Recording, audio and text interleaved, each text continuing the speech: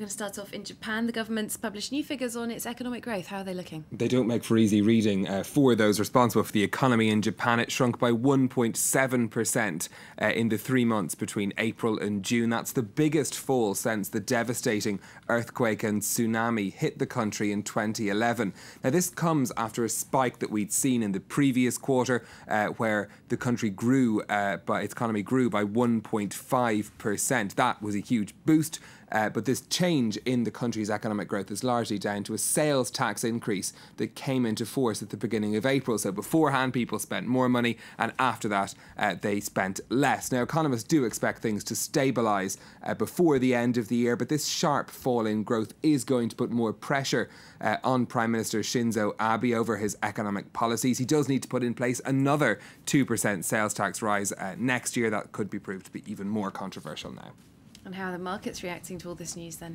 Well, the Nikkei in Tokyo had opened down at the start of trading, but it's since turned back into positive territory. As you can see today, it's up about 0.2%. The market's obviously not too concerned by those figures out of Tokyo. Elsewhere in Asia, though, you can see the Kospi is up in Seoul, but in China, new figures on bank lending showing the growth in lending was less than expected, causing some concern for investors. The Hang Seng in Hong Kong and the Shanghai Composite both trading in the red. We'll take just a quick look as well at how things finished up on Wall Street in trading on Tuesday. The markets there ending lower, driven by a sell-off of energy shares. The biggest faller, though, was the handbag maker Kate Spade. Its shares closing down 25% after reporting its results.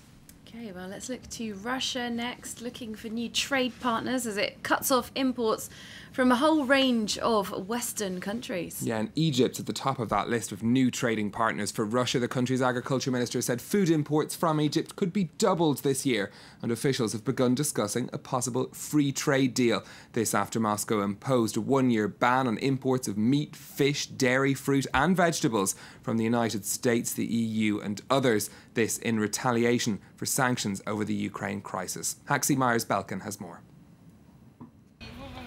Moscow's supermarkets are having to adapt. Greek and Spanish peaches are still available, but not for long. On the blacklist, the United States, the European Union, Australia, Canada and Norway. Speaking at a youth forum, the Russian Prime Minister was keen to paint the embargo in a positive light.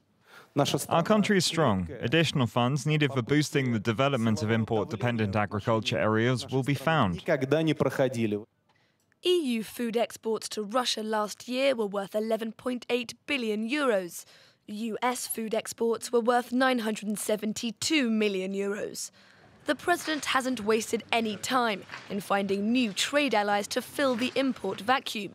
Meeting his Egyptian counterpart Abdel Fattah el-Sisi in Sochi, it was clear Putin had found an ally. An agreement has been reached on the cooperation between Egypt and the Customs Union, Russia, Belarus and Kazakhstan.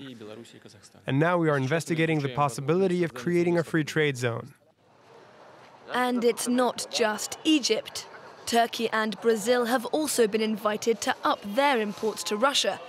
In the last week alone, 100 Brazilian food producers have been granted export permits for Russian trade.